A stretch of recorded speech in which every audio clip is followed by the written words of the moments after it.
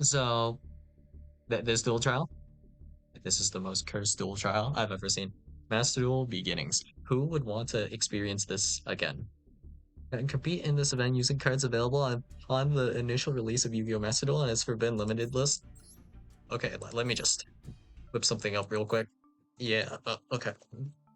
Great, great, lovely. And then a few of these, you know? A couple of these. Throw in a couple of these. Demise. Heart of Demise. I gotta love it. And then we have Pot of whatever, right? Pod Duality. We're not playing in this build, I think, are we? You can only activate one here. You cannot special summon during the turn you activate this card. That's fine. Then we can play at least one Duality. And then we have Extra. You cannot draw any cards by card effects here, so we don't play that. I think we just play Wasp, which we can run 3 of. But you cannot draw cards by card effects the turn you activate this card. So it has some anti-synergy, so we won't be playing that. We can play Pot of Duality, I guess. Okay, we'll do 2 Pot of Duality then instead. And yeah, you know, just a reminder, you know, little reminder. We have Imperial Order at 1. We also have Vanity's Emptiness at 1. Does this make you ill yet? It's making me feel pretty ill. Just saying.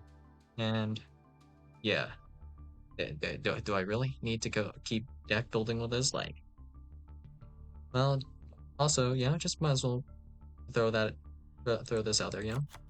Also, Dyna's at 3.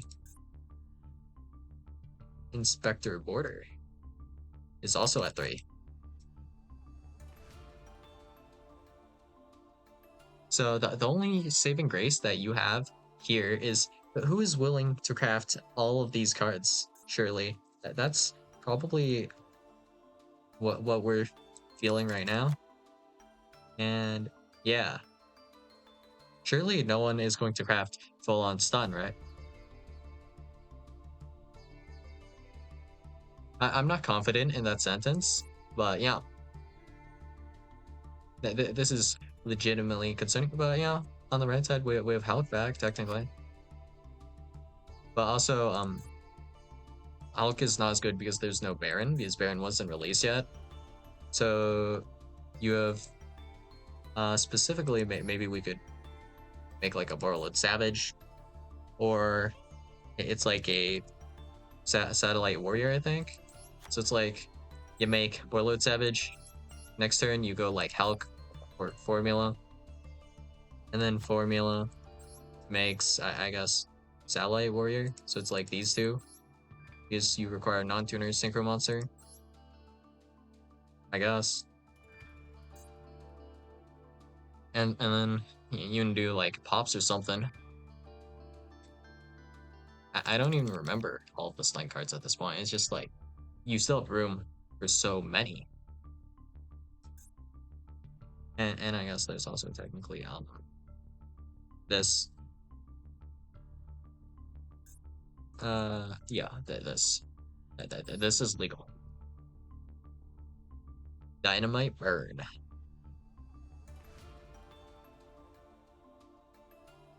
Honestly, this is probably the easiest thing that you could play, but it's like an FTK, you know. So there's that.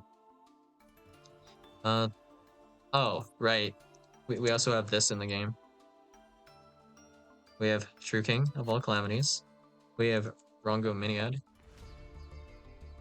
So the best card, if you're trying to play actually a fun deck, might be just to slot in some Nibiru, honestly. But can you even afford to slot in Nibirus? Because I don't know. Well, Orcus is like super heavily hit at this point now. Yeah, didn't need to be that heavily hit at this point, but let's see. What do we got here? How many cards does it actually take to make like Rongo? I think it was like 2 cards or something.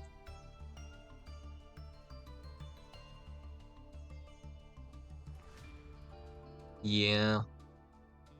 I think if we have like horn scales. No wait. Terra Top by itself, I think, gets to Rongo Mini Ed with like 5 materials. Ah, yep. And to get into True King of All Calamities, is this doable yet?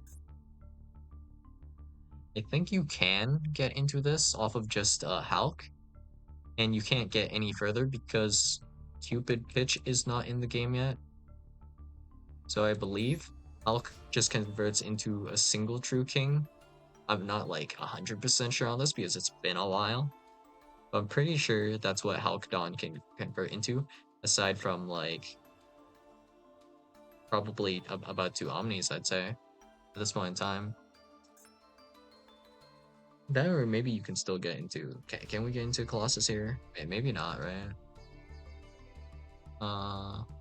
There's no Cupid Pitch, no Flame Banshee, so I don't see how you're getting with the unless you can get into Nemesis Corridor somehow, which I'm not 100% sure on if you can do at the moment. But yeah, what an absolute mess of a format where you're just getting stunned out here, basically. Well, I mean, if you want a cheap deck, I guess you would go like Tri Brigade. There's like one UR here with only Shrig being UR. Everything else is SR or lower. So that's cheap to make, at least. Zodiac, that's not as cheap, is it? How about Lyrilisk? Is this cheaper? I mean, you do kind of need Recital Starling, so... not great. In my opinion, at least. I mean, it's like, fine. It could be better, I suppose. In terms of like cost effectiveness, it is still like maybe only 2 URs that you need. I don't know if you need a second Recital Starling for any reason. You can make a second Recital Starling because it's soft once per turn. Which reminds me, alright, this is in the game. Union Carrier. Another horrible card. Man. I mean, the easiest thing you can do is just attach a baby dragon, right, to Union Carrier, and then your opponent's locked out of special summoning from the extra deck, and you know, like, Scythe is still legal here as well, right? But yeah, we could do Union Carrier effect to attach what's his face? Buster this guy, Dragon Buster, Destruction Sword. So it's like any dark deck can just link off 2 guys and lock you out of summoning from your extra deck, essentially. And wait, let me check again. You can target one face of monster you control. Ah. So it's any dragon deck as well, or any dark deck. Great.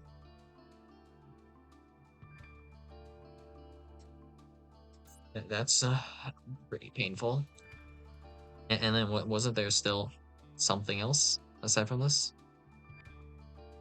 So we have Scythe, we have Union Carrier, True King, Imperial Order, Vanity's Emptiness.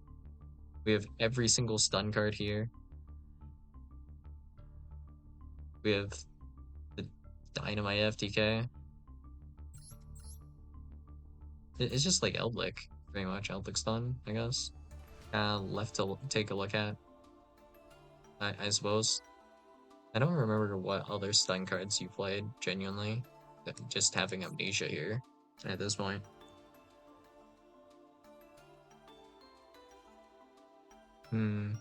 Prosper 6 is pretty good, though. Is Prosper for the rest of the turn, actually?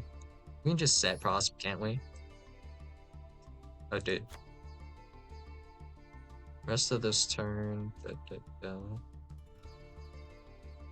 You cannot draw cards by card effects the turn you activate this card. Never mind. So we cannot play Demise together with that. We can play Pot of Duality though. We can also set Pot of Duality. I guess we could go 3 into this. Draw 3 is pretty disgusting, technically, and then you just normal summon some of these guys as well, and then you have like Solemn's idea of like going into Solemns. You can even technically, if we play Prosp though, we can dig harder for like Imperial Order or Vanity's Emptiness. So these are like ridiculously difficult out here.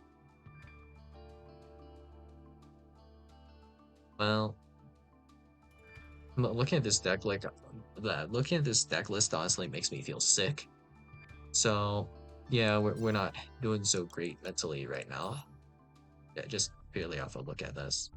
Anything else good? Oh, Invoke Shaddoll. If you're trying to play for fun, I guess that's a thing that was available. Crooked Cook was not that great because everyone played Underworld Goddess because you just had nothing else to put in your extra deck. Honestly, everyone should be playing Access Code technically in this format. Well, that's what was being played at least, right? So you have that, and what else is available? I guess you could play some barrier statues. The wind one was a lot more effective at this point in time. I think there were like mirror forces and stuff to protect your normal summons. That's really what we're missing here mostly. And we need like a couple more normal summons. That's all we're missing for that. ED Synchro is playable here. Terratop's at 1. Blue Eyes and Dark Magician are literally just skill drain decks. Oh, here's a disgusting card that's actually available right now. Kaiser Coliseum's at 3. So if you're playing this event, you should honestly just craft 3 Kaiser Coliseum. And the reason being because your deck cannot play around Nibiru, and how Nibiru interacts with Kaiser Coliseum, like the ruling, stupid. But just trust me on this, it is literally impossible to activate Nibiru while Kaiser Coliseum is on the field. Don't ask me why, just accept it. It's just how the card works. It's kind of like that token collector stuff, you know? There's like ruling stuff behind it. Yeah, just it'll take too long to explain here. Just accept it. And yeah, Kaiser Coliseum, that's very strong. Also, we have Crossout at 3.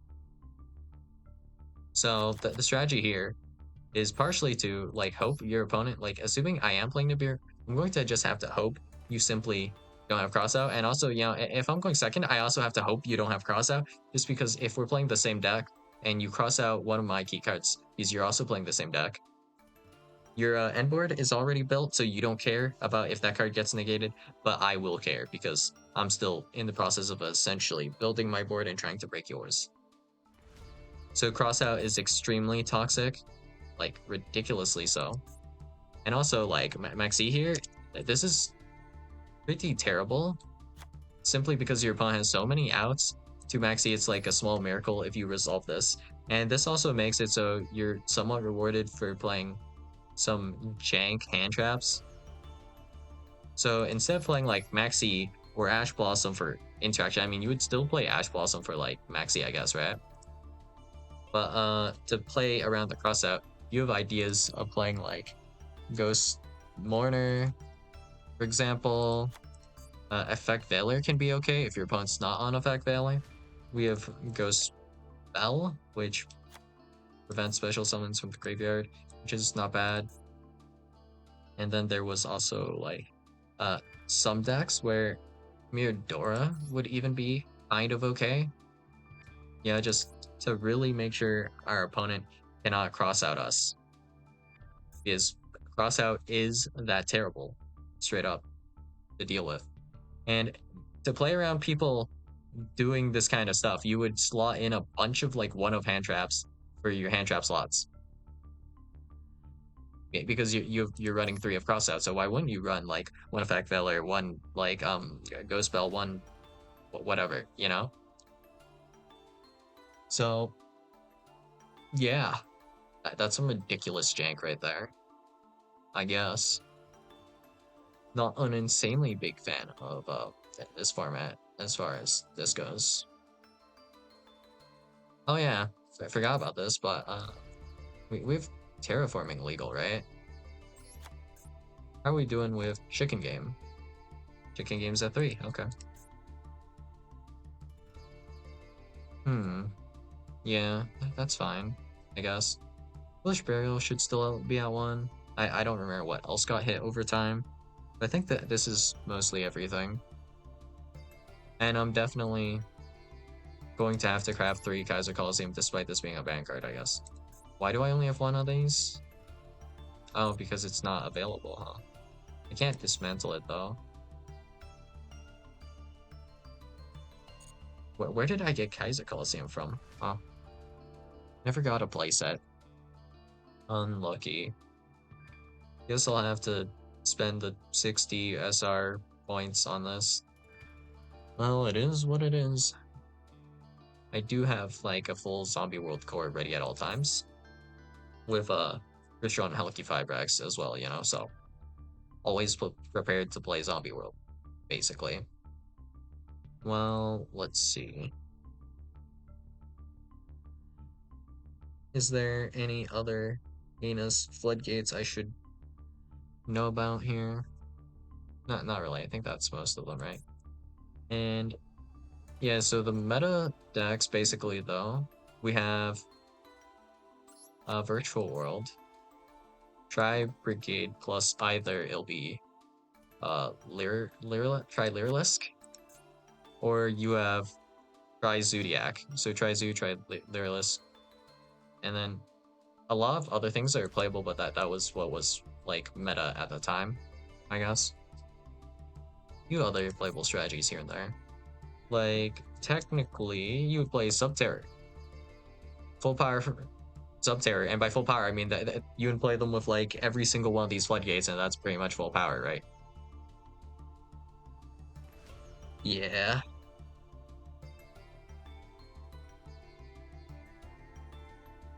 Hurts to say, but you know that this is what it is. And also deck consistency is worse, so you're more likely to brick, which also makes stun even stronger, right? So let's assume you are going first. Your opponent has no responses, but you also have nothing you can do except like set a card and pass, basically. So then your opponent can now set 5 back row, and now you're absolutely cooked because this is best of 1 format.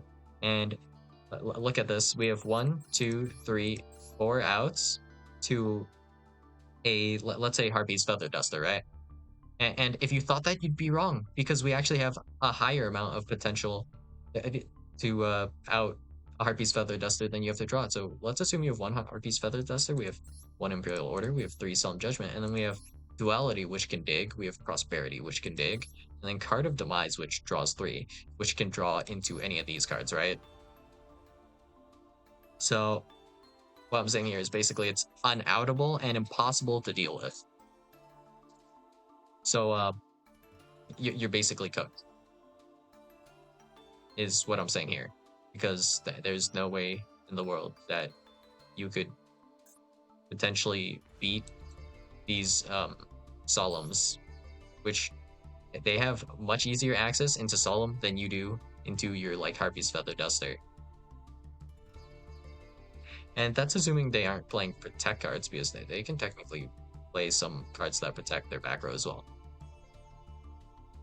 So the takeaway from this format is really do not lose the coin flip. You're either going to get FTK'd, you're going to get stunned, or you're going to get hit by a combo deck that you can't interact with, because 3 cross out. There's 3 cross out, 2 called by. They have 5 different cards, so it's like a 50-50 for them to have either cross out or designator, like just one of these 5 cards. So pretty miserable time, I'd say. I have no really super fond memories of this format, so yeah, that's all I got for you guys today, and I'll see you guys in the next video. Bye.